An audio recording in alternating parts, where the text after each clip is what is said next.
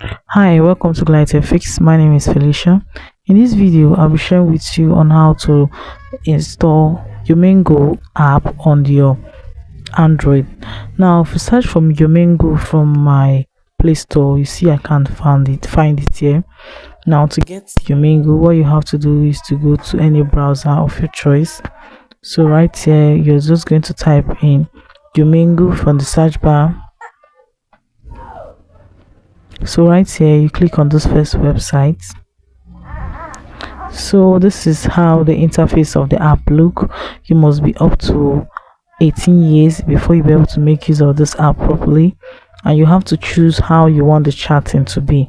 To install this app, all you have to do is to click at the three dots at top right corner.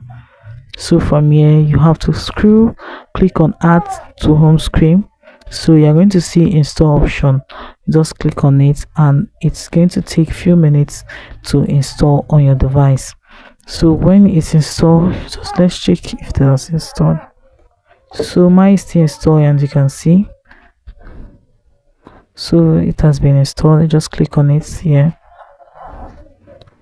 Let's go and check the app from my phone. See it here.